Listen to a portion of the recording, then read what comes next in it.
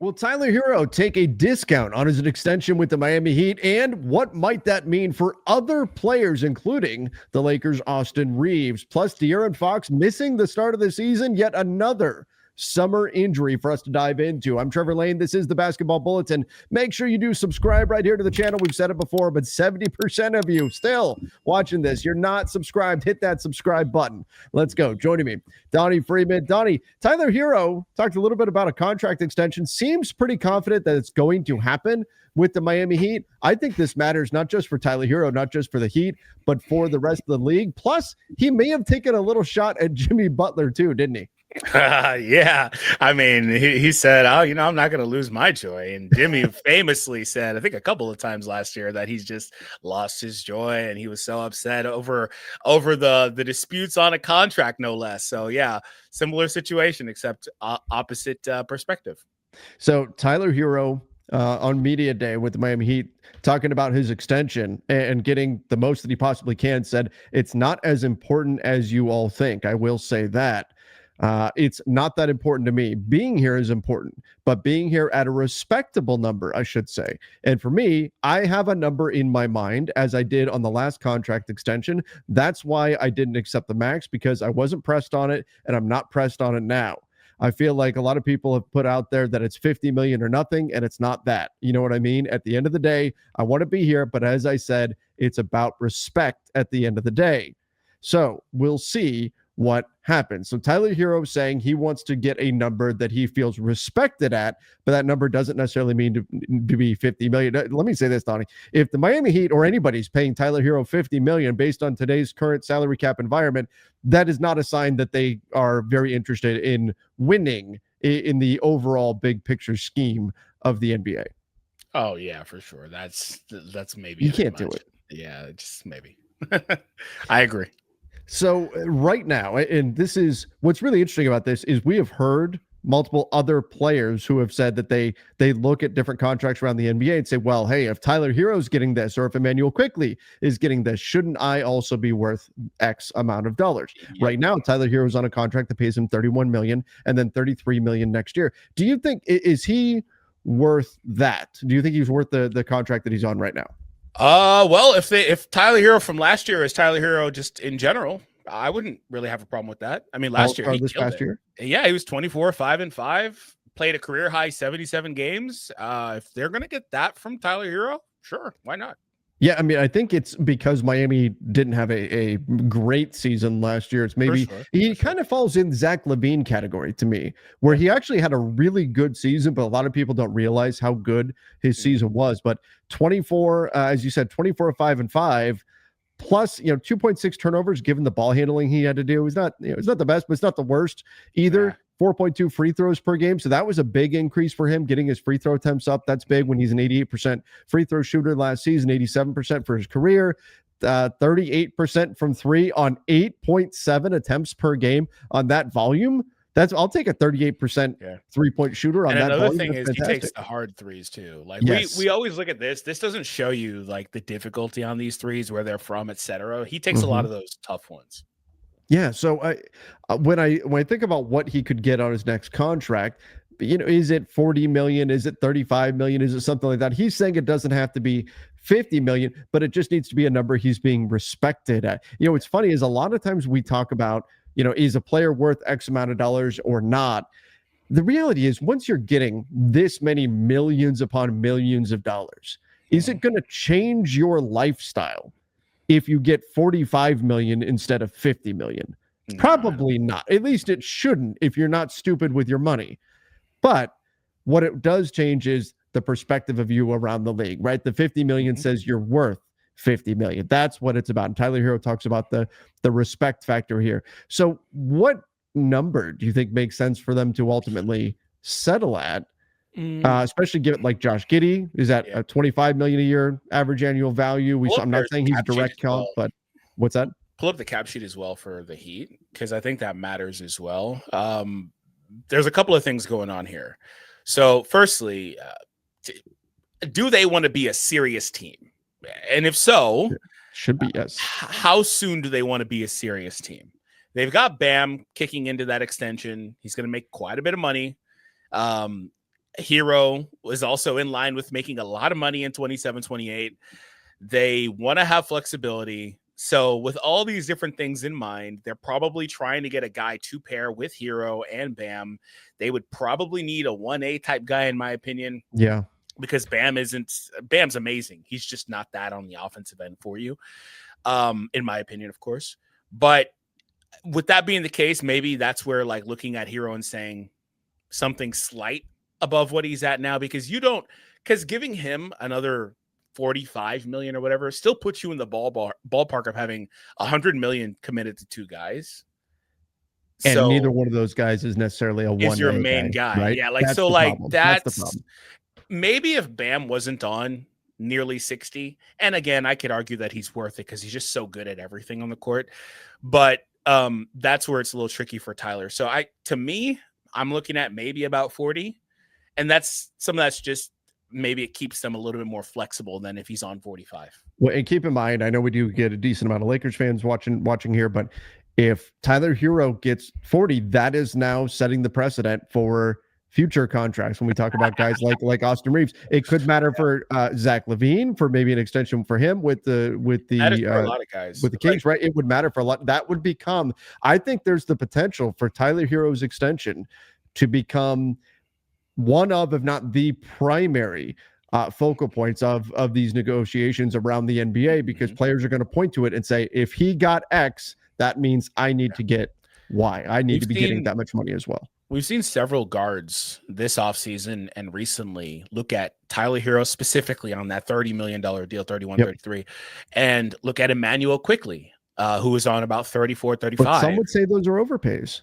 Yeah. And so it just kind of depends on the context surrounding your team, because one thing that's important here is it's not always how much is the guy worth. It's how much is the guy worth to you? How much are you willing to invest in him as somebody? Like if you're in a situation where this is a guy like Tyler Herro that you found, you developed, you've had for going on 7 years now, maybe you're more willing to put a little bit more money in his pocket because of some of these other situations, because of what he means to you and your community. Like things like that matter as well. And so when you're just looking at numbers on a board here, you can't really account for that if you're just going to try to base your salary off of these things. But inevitably, guys have tried to look at those two, and I don't know that not Tyler, but Emmanuel falls in a similar boat. But the guys have looked at these guys and they're saying, well, they're making this much, I should be able to make that. Like Cam Thomas very openly was saying that he feels he's as good as these guys. And so he should be making that amount of money. And so if guys are going to continue to do that, that's where it gets a little bit interesting. I think we can put Cam Thomas in this category. We could put Austin Reaves in this category. We could put Tyler Herro in this category, and we'll see how all these guys play. We probably put Zach LaVine in this category. These guys who are really good, but not good enough to be a 1A guy. We look at Zach LaVine extension eligible as a player option next year. So we could be talking about free agency for him as well. That's possible. These guys that are good enough to be really good and deserve a lot more than like the mid-level exception, but not good enough to be a 1A. And you can question whether or not they can be a 1B. Like if you're going to win a championship, can Zach LaVine be your second best player? If you're going to win a championship, can Tyler Herro be your best player? Can Cam Thomas be your second best player? Can Josh Giddey, Jonathan Kuminga, right on and on? And I think that's the challenge that we run into. Your Luka and Giannis and Jokic, like those are easy. Take my money right now. Take all the money. The other guys that you're going to get on more bargain, the mid-level exception guys, fine. Okay, you're getting 14 million. It's not too much. It's the guys that you need two other players making big time money plus this guy in order to really win. Those are the danger contracts around the NBA. So how this Tyler Herro contract winds up being negotiated, this is going to be really, really important, I think, because it's going to set the precedent around the league. For sure. And I think Miami's in a unique situation because so much of what they do has been over the last handful of years with their two finals runs, just do it by committee. And that's what they've tried to do, but they still had Jimmy Butler to fall back on and playoff Jimmy and all that stuff. And he put up some great performances in that run. He could be inconsistent at times, but when you needed him, he would show up for you and he would have a big game, particularly like in the finals in 2020, especially. There was one game I'll never forget it where him and LeBron, he dueled LeBron to a draw. Yeah, It's like he was amazed, but he had that shot of him hunched over on the sideline. He's like, God dang, this is how LeBron has to play now. So like, yeah, but I mean, they could do that, but like Bam is so, I think, great in terms of being a connecting guy, a ball mover, of being a defensive player. He's taken strides on the offensive end. I don't want to make it sound like he's not done that. He's an 18 point per game guy. He's been an 18, 19, 20 point per game per guy over the last handful of seasons. I just think that they need somebody that can be a primary driver of the offense. And maybe that could be Herro. He's only 26. Maybe he gets better at being that guy with more reps. But until that happens, I do think that they need to maybe go out and get another guy. But if they could find another guy that's 1B type guy, because I think that's Bam. Like if they could get another 1B type guy, you could maybe make something happen, especially coming out of the East. But Herro still has to be your third guy, right? Yeah. So Herro would be in there, but you would still, I think Herro can be a third guy on a championship team. Oh, sure. But you just can't pay him as a second guy if he's the third guy on a championship team. Yeah. That's problematic. That's why I was saying, like, if you're going to try to slide another max-ish salary in there, that's where the Herro salary and the Bam salary. But he's saying he just needs to feel respected. So if it comes in, I think anything south of 40, like obviously if it's 39, 38, they feel a little maybe, but I'm sure he wants a raise though. And he probably wants a raise, and that's the problem too, right? Because there are people that will point to that and say, no, he's making too much. Now, maybe not this year because All-Star and all that, but yeah, that it's going to be, it is a very fine needle to thread here for the Miami Heat and everybody in this situation. I think the big picture when we talk about contracts, is there the potential that the player is going to outperform their contract? Because a guy can always underperform. There's always that possibility. Even a guy on a minimum contract could get hurt or something. I mean, the risk is minimal, but you could get a mid-level exception guy could underperform and could give you $5 million worth of production instead of $14 million. But they also have the ability, there's a lot of headroom there for them to outperform that contract. Certainly when we think about Naz Reid and the money that he's making with the Wolves, he had outperformed that contract for a number of years. He was a great contract. Austin Reaves, we talked about him a lot. On the contract he's on right now, $14 million, he's outperformed that contract a bunch. The problem is if it's a third best guy and suddenly they're making 40, there's not much room north of that contract for them to actually outperform that deal. By that same exact vein, linking it back to Reaves, this is a similar conversation the Lakers will have to have when LeBron is gone. Yes. It's the exact same situation of you've got a guy making superstar max money in Luka and Bam, and then you're going to want to pay Reaves and Herro 35, 40 million. Are you able to do that? You build out the rest of your roster? Can you build out the rest of your roster if you do that?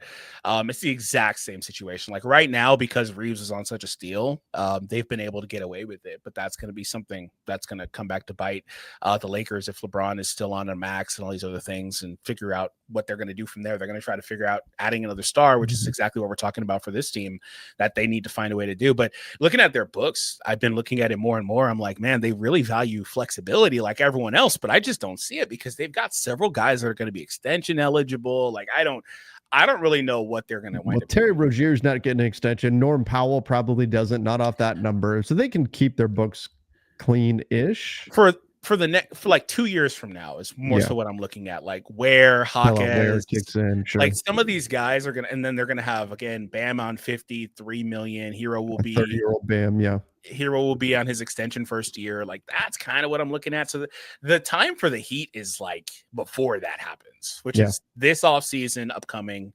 At the latest, maybe a little bit in the next season. So they'll have some opportunities to strike there. All right, we do need to talk a little bit about De'Aaron Fox. Another injury popping up here in preseason. We'll get to that next. Ever heard of the Sleeper app? Well, here's a little secret. It's more than just a platform for season-long fantasy leagues. This year, millions of users enjoyed playing fantasy sports on Sleeper, but the app offers so much more. There's live stats, real-time updates, and visualization on all stats. There's a news feed where you can get lightning-fast updates on your favorite players and teams, and a real-time chat where you can engage with other users about individual plays and performances during the NFL and NBA seasons. So download the #1 sports app and experience it yourself today. And when you do, use promo code Bulletin and you'll get up to $100 match on your first deposit. Terms and conditions apply. See Sleeper's terms of use for details. Currently operational in over 25 states. Check out Sleeper today. All right. So we've already had a number of injuries that have been revealed. We talk about, Tyler Herro himself is going to miss the beginning of the NBA season. He's targeting somewhere around November 15th for his return. Fred VanVleet is expected to miss the entire season. A number of injuries that have popped up. The Grizzlies dealing with Brandon Clark and Zach Edey and Jaren Jackson Jr. And it just goes on and on and on. Now, De'Aaron Fox. Not sure if he's going to be ready to play opening night. Recovering from surgery on his left pinky finger. He only played 17 games for the Spurs last year after being traded from the Kings. Got that max extension, got that full extension to $222 million over the offseason. And now he has suffered a right hamstring injury that could have him out for the Spurs opener. So, Donnie, we are still weeks away from the opener for the season. That's going to be third week in October. So that would tell you that this is a something of a significant injury here. It tells you also that De'Aaron Fox is almost certainly out for the entirety of preseason. And in a Western Conference that's going to be unforgiving, I know it's easy to say, oh, it's just games in October. Any little injury here or there could ultimately decide your fate in the West. It's just how difficult it's going to be. So not great news here for the Spurs that are definitely going to need De'Aaron Fox. Yeah, that's one of the things that we were talking about with who was it? The Grizzlies the other day, where it was like, man, if you've got injuries, that really sucks in the West, because if you get off to a sputtering start to start the season, then it's going to be really hard to make up for that. The good news is that I think the Spurs, like we talked about around the draft time, they've got some good backcourt depth, and this is a blessing. Dylan Harper may be out too. Is he? Really? I didn't see that. I just put up the Spurs because he had thumb surgery during the offseason. So he may not, because that was my initial thought. Dylan Harper's gonna go then. He may not be available either for the Spurs. But I will say the most important thing, though, Wemby is healthy. It's that he's going to go. So that is obviously the most important thing. But potentially no Dylan Harper or De'Aaron Fox to start. Well, the season. I just looked into it. That happened 25 days ago. He could be back by the opener. He could be. But yeah, if he's going to get the opportunity to get the ball in his hands, that I was going to say would be a blessing in disguise. But really what it is you're going to put the ball in Steph's hands the whole game and let him cook the whole time, Steph Castle. But go from there, and before he's hurt, and I forgot that too. But I think no, he's good. He's good. But yeah, they've got Wemby, so I'm not so worried about it. But just in the West, you definitely don't want to get off to a slow start, because if you want to be a good team, you've got to be good through and through. Because any of these games, like for the West, it just matters to start the season, because you're going to get to the end of the season and be like, oh, this is a game we should have won, etc. I will say the Spurs schedule fairly forgiving, which is a rarity in the West. But if you look at their first few games at Dallas opening night, okay, that's tough. D'Angelo Russell got praise from Anthony Davis. By the way, did you see AD is going to play the rest of his career? Yeah, that was in my video. I was like, thank God. Right? Definitely. Did you see his eye? And that was like a couple of weeks or whatever. Yeah, it's still. It still looks all red and stuff. They mandated it, because without a mandate, I don't think he ever would have done it, because he was super averse to doing it. But look at the schedule for San Antonio. How fortunate is this? You get at Dallas. Okay, I think Dallas is going to be good. I'm higher on Dallas than I think most are, but still, it's not an unwinnable game. And then you go at New Orleans, Brooklyn, Toronto, Miami, who should be okay-ish, at Phoenix. So you've got all the way until November. Schedule. I mean, how many of those teams actually make the playoffs this year? Yeah, they got and two of them are East teams, so they may kind of fall backwards into the playoffs, because three East teams, but I'm just kind of omitting the Nets because they won't make the playoffs. But like the Suns, the Pelicans right now, they don't project to be playoff teams in the West. So you've got a pretty light schedule there over the first week and a half. That could wind up being the saving grace, where you schedule, then you get Lakers, you get Houston.